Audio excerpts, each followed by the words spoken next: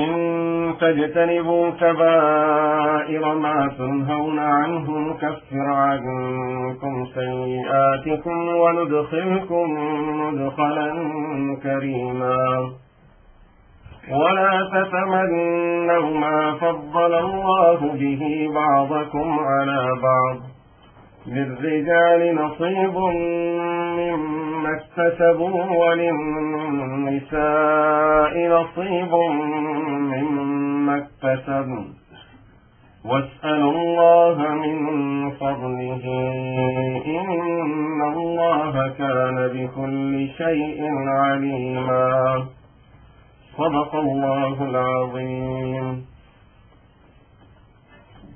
Rasulullah sallallahu alayhi wa sallam, as he kept on teaching the ummah this deen of Allah subhanahu wa ta'ala over a period of 23 years, we see that towards the end of his life, Rasulullah sallallahu alayhi wa sallam started telling Sahaba ridwanullahi alayhim ajma'een the gist of his teachings.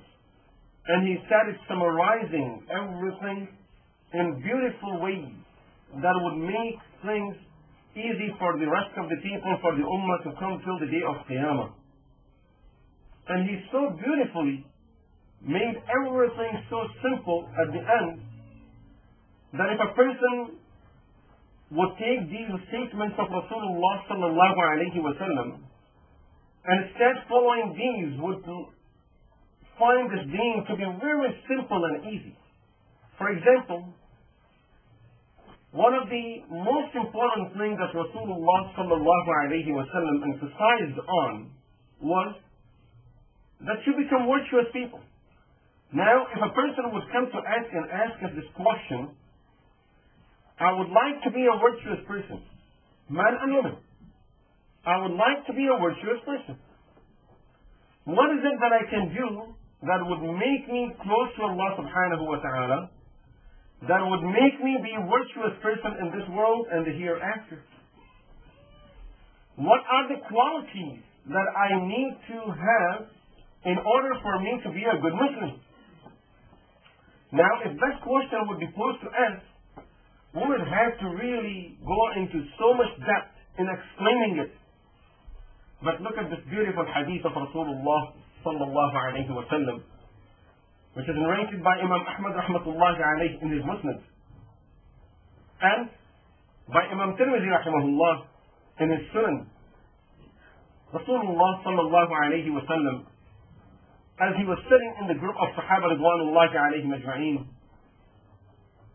he said, "Man ya'khud minni khamsan," who would take 5 things from me, فَيَعْمَلُ بِهِنْ أَوْ يُعَلِّمُ مَنْ يَعْمَلُ بِهِنْ. Take 5 things from me and practice it and teach it to those who can practice it. Abu Hurairah radiallahu anhu says, right away I got up and said, Ya Rasulullah, I would do it.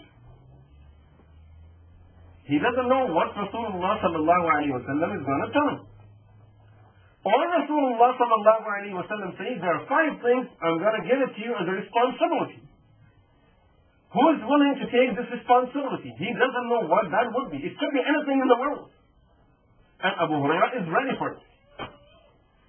Of course, other Sahaba were ready too.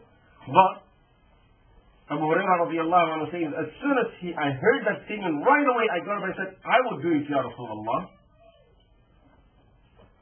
Rasulullah sallallahu alayhi wa sallam called Abu Hurairah closer. He held his hand, and now he started counting it on his hand, so that he would remember it and would not forget it, because he's holding his hand and counting it one after another on his fingers. Abu Hurairah radiallahu anhu saying, I didn't know what he was going to say, what type of responsibility I was going to carry, but I was ready for it. And here Rasulullah sallallahu alayhi wa sallam, who was rahmatul lil alameen, who was the mercy for the mankind, who was the mercy for the whole world, for the whole universe, he brings such simple things. Abu Hurairah radiallahu anhu says, the first thing Rasulullah sallallahu alayhi wa sallam said as he held my first finger, he said, اتق المحارم تكن أعبد الناس. Refrain from sins you would be the most virtuous person. Refrain from sins, you would be the most virtuous person. This is really a title of long teachings that Rasulullah sallallahu alayhi wa sallam taught over a period of 23 years. اتق المحارم تكن أعبد الناس. As simple as it may sound, we see that our understanding of deen is really little different than what Rasulullah sallallahu alayhi wa sallam is telling us in his ahadith. Normally for us, if I would like to be virtuous, all I think of, do more. Salat means, if I do a lot of nawafil, then I would become very virtuous. That's the first thing normally we would think about. Do something. Fast every day. I'm going to fast for 30 days because I would like to become more virtuous person. I would pay charities and I would pay this much this year because I would like to be a better Muslim. See, always our thought goes towards doing. Rasulullah sallallahu alayhi wa sallam is reminding us that don't in Islam is very important. There are a lot of things that I taught you people, which means taught the ummah, where I say don't do this. This thing is haram. You are not supposed to get into it. You are not supposed to do this. When you just think about do's and you don't think about don'ts, then you are neglecting a large portion of Sharia. This is what Rasulullah sallallahu alayhi wa sallam is telling us. In fact, if you look at this hadith, he's telling us don'ts is more important than do's. اتق المحارم. Refrain from everything that is forbidden in the deen of Allah subhanahu wa ta'ala. You will become the most virtuous person.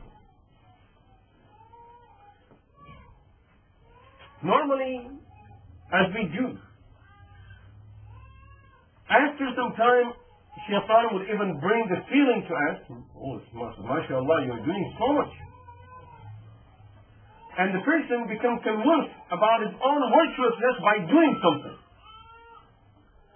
Whereas the very same person, as he's doing so much on one side, on the other hand, he is falling into so many things that are forbidden by Allah subhanahu wa ta'ala and prohibited by his Messenger sallallahu alayhi wa sallam. But the person is continuously falling on that.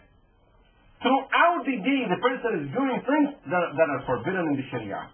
But because he does few things that he thought would make him very virtuous, he never even thinks of stopping those things and never thinks of getting rid of these things in his life. And the person dies with those things. Until this person's death, he keeps on doing these things. And this is one of the ways of shaitan, where the shaitan convinces us that you are doing very good with your deen because see what you're doing. And never let us even look at what haram we are falling into. Rasulullah sallallahu alayhi wa sallam is reminding us, اتق المحارم. Refrain from sins. You will be the most virtuous person. Most of the organizations that are doing Islamic work, you would realize that the whole emphasis in all of these organizations, those organizations that have been set up to do Islamic work, to do Islamic activities, you would realize that our whole effort is just towards, let's do something that would make people do little more. But when it comes to nahy anil munkar, stopping people from doing evil, refraining from evil, stopping from evil ourselves, that is something that is almost neglected now.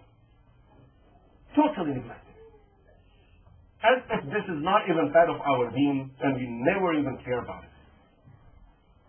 Whenever a topic of Sharia would come, let's do something. If you do this, then you will get this reward. You do this, you get this reward. But the point is, how about when you're doing something that we are not supposed to do, when a person is falling into haram and not refraining from things that were forbidden, how much sin this person is getting for it. الله يأمر بالعدل والإحسان وإيتاء ذي القربى وينهى عن الفحشاء والمنكر والبغي يعظكم لعلكم تذكرون صدق الله العظيم. Last week we were talking about the hadith of Rasulullah sallallahu alayhi wa sallam, where he advised Sahaba Ridwanullahi alayhim ajma'in of 5 things.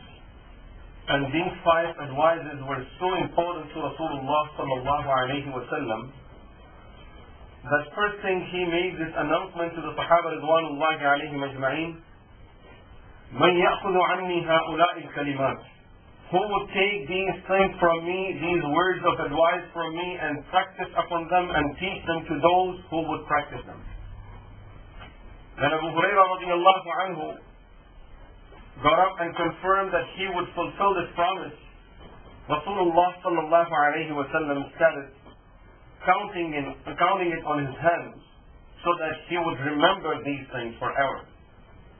The first thing Rasulullah sallallahu alayhi wa sallam said to him, that my first advice that I would like you to practice and teach it to others so others can practice it. اتق المحارم تكن أعبد الناس. Refrain from the disobedience of Allah subhanahu wa ta'ala. Stay away from the sins. You will become the most virtuous person. And as we talked about this one last Jummah, that generally our understanding of being very virtuous is that you do a lot of ibadah. Of course, a lot of ibadah would have a good effect on our life. But the starting point for a person to step into the deen, to become a better Muslim, is after fulfilling the fara'id and the sunan, to refrain from sins. Normally, we pay more attention towards nawafil in order for us to be more virtuous. Rasulullah sallallahu alayhi wa sallam is advising us, اتق المحارم تكن أعبد الناس. If you would like to be the most virtuous person, then refrain from sins and disobeying Allah subhanahu wa ta'ala. The second advice was, وَرْضَ بِمَا قَسَمَ اللَّهُ لَكَ تكن أغنى الناس. Be content and satisfied with whatever Allah has given you. You would be the wealthiest person, the richest person in the world. As Rasulullah sallallahu alayhi wa sallam says, لَيْسَ الْغِنَى عَنْ كَثْرَةِ الْعَرْضِ. Being wealthy is not by accumulating a lot of wealth. وَلَكِنَّ الْغِنَى غِنَى النَّفْسِ. The true wealth is when the person is satisfied with what Allah has given him. In one of the hadiths, Rasulullah sallallahu alayhi wa sallam, talking about Qiyamah, and all the hardships and the fitnas that would be befalling the ummah before the day of Qiyamah, Rasulullah sallallahu alayhi wa sallam mentioned that one of the things that would really disturb people's lives before Qiyamah would be their families demanding more and more from them. So the demands will be a lot. The family is just continuously demanding to have more. It's not because they need it. It's because they have seen others having it. Neighbors have it, so we should have it too. Relatives have it, so we should have it too. And of course, with the change of the time, everything is changing. There are certain things when we read them in the history, you can really just say that that is only a history. It does not exist anymore. Not only it does not exist, we don't even have an understanding of it anymore. One of the things that we find in the past, that people always avoided the marketplace. They would not walk through the places where there are a lot of stores. because they don't want to see all of these things, merchandise in the store. They would go to the store only as they would need. So if a person needs to buy something, he would go to the store and buy whatever he needs. And he would just walk back. And they would not use the marketplace where the stores are as a normal route for them to walk between their masjid and the home or other places from their home, wherever they have to go. They used to avoid those places and take some small streets rather than taking the major road where the stores meet. Of course, our situation is totally different. Let's go through the place where the stores are, so at least you can have a quick glimpse of what is in the store. And more than that, we all know when the flyer comes home, everyone would just like to sit and go through the flyer and see what's on sale. And then we don't need the thing, but since it's on sale, let's go for it. And the person goes from store to store. And many times, as we go over there, we see so many other things that we cannot buy at this time. The love of dunya is just increasing more and more. It's just getting into the heart. These things and the pictures of all of this merchandise is just getting stuck in our minds.